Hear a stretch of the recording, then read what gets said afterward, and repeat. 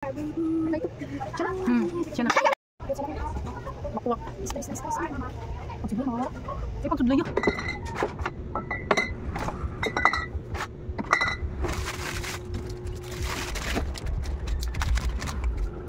Panibagong araw, panibagong vlog. Welcome na naman ulit sa ating channel. Nagtaka naman ako kahapon guys ng tanghali na mayroong parcel na dumating dito sa bahay namin. Yun pala, si Ate Drumby nag-order na naman ulit yung pangkulot ng buhok dahil nga kukulot-kulotin niya daw yung buhok namin pag graduation na.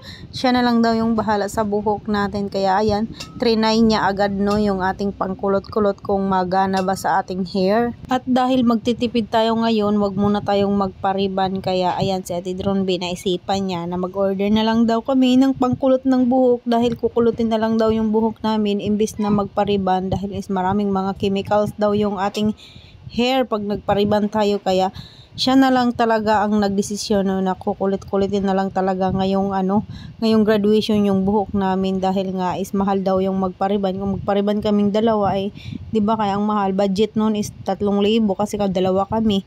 Kaya ayun, ngayon pagdesisyon na namin na mag-order na lang talaga siya ng pangkulot-kulot, pero hindi yan siya nagsabi sa akin na may in-order siya ng pangkulot ng hair. Ay mahigit 300 naman yung aking nabayaran. Kaya ayun, nakatipid din tayo no, kaya magtipid-tipid talaga tayo ngayon guys. Talaga ngayon tayo higpit sinturon ba talaga kami ngayon dahil is wala talaga tayong kapera-pera. Tapos yan, marami tayong pinagkagastusan. Tapos yung ating tindahan ay medyo mahawan-hawan na naman ulit dahil is ay nako, nakaka-stress itong pag may utang ka talaga sa Bombay, yung araw-araw talaga ay naguhulog ka. Yung benta mo or yung kita mo sa tindahan ay napupunta lang talaga sa kanila no. Kaya ewan ko talaga, pag na-impas na talaga yung ating utang doon ay mag-i-stop na lang talaga muna tayo, pupokus na lang tayo doon sa ating ibang utang. Kaya yun, makapag-rolling-rolling pa yung ating pera, hindi katulad na sa Bombay talaga is hindi talaga makakapag-rolling-rolling yung ating pera no, kasi araw-araw talaga silang naniningil. Huy, bakit napunta sa Bombay yung pinag-uusapan? Andito lang naman sa pagkulot-kulot ng ating hair, o diba sa pagtitipid kasi yun, kaya yun kaya napunta sa Bombay. So ayan, balik na tayo dito sa ating video. Ayan, pinag-uusapan namin dyan ni Ate Drumby nga guys kung pagpariban ba o magpakulot-kulot na lang dahil nga is magastos talaga yung riban no, kaysa naman sa pakulot-kulot lang is spray net lang yung katapat niyan, kulot-kulotin mo lang yan, di ba? Daog na, pero di ba? Sabi niya, wak-wak na daw yung buhok ko kasi nga na-over ata to sa sa medisina or na-over din sa kakaipit ko. Kasi nga guys, no, yung buhok natin is maganda lang naman pag bagong riban. Pag matagal na ay hindi na ba nababagay sa atin, kaya yung nababagay sa akin talaga, ipitin talaga yung buhok. Mas lalo pa ngayon ay napakainit, summer talaga, hindi ko talaga kakayanin yung nakalugay lang talaga buhok. Kailangan talaga is ipitin yung buhok no. Kaya ayan, sabi ko makakaya kaya natin yung pakulot-kulot sa sa graduation nyo nga. Super init at super ngayon pa nga lang ay napakainit na, lalong-lalo na kaya sa graduation nila, o di ba? Kaya ayan, tingnan mo kung bagay din naman sa akin yung kulot-kulot. Andito na naman yung birthday boy guys. Ayan, nangungulit sa akin. At talaga naman si Alter talaga is hindi talaga yan siya na sa akin. Pag nakadikit talaga yan siya sa akin ay mangunguot talaga yan siya ng suso no. Ito na talaga yung aking bunso dahil is mangunguot talaga ng suso. So fast forward na tayo doon. Ayan, kinabukasan naman ito na yung ating Graham bar. Kunti na lang din yung aming Graham bar. Nakailang order na ba ako ng Graham bar dito? 4 na order na ata to guys ng Graham bar. Mabenta talaga dito dahil is nagsisimula na ngang mag-summer. Kaya ayan, mabenta yung ating Graham bar. Order na ako ng tag 25 pesos no. Meron na tayong tag 25 at saka 15. So ayan, yung mga bata mahilig talaga yan sila sa Graham bar. Kaya mabilis lang din maubos kaysa naman pupunta pa sila doon sa baba no. Mabuti na dito sa ating tindahan meron na tayo dito. Kaya lang naman yung patong ko, 5 piso lang naman. So ayan, at may naglako kanina ng mga lamas, kaya kumuha na ako ng mga lamas natin dito. At nagmura na yung kamatis at saka yung sibuyas, buti na lang talaga. Pero yung yung bawang ay hindi pa talaga siya mura, kaya yun yung bumili lang ako ng 120 pesos.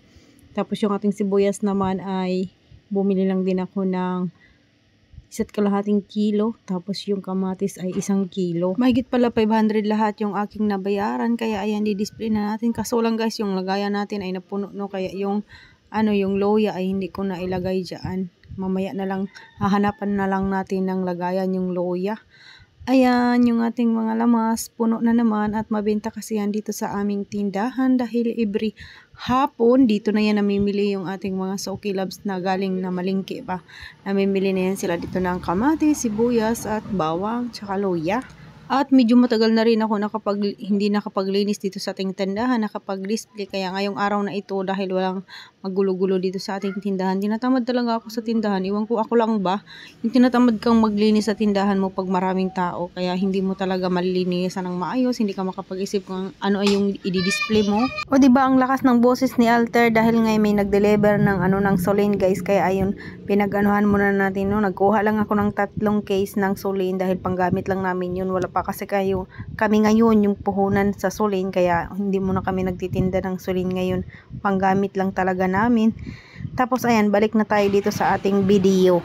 Yung tubig naman dito sa ilalim ng aming chiller guys ay talaga naman hindi talaga marunong yung aking mga anak dito na magtanggal ng tubig, kaya yun nabaha talaga lagi, no? Mas lalong lalo na pag talaga nag burn out, baha talaga yan dyan sa ating sahig talaga. Tapos hindi naman sila naglilinis, ako lang talaga naglilinis talaga dyan pag nagbaha yan dyan. Iwan ko talaga, minsan talaga is napanghinaan ka ng loob ba magtinda. Bakit magtitinda ka pa, ikaw lang naman ang gumagalaw dito sa ating tindahan o sa ating bahay, di ba?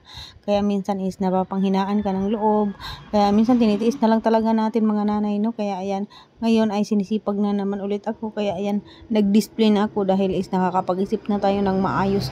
Yung ba minsan nawawalan ka ng pag-asa sa tindahan mo dahil is nawalan ka na ng gana ba sa tindahan mo dahil is ikaw lang naggagalaw, ikaw lang ikaw lang yung may gusto sa tindahan pero napakadami ng nakinabang, parang ganun yung feeling mo.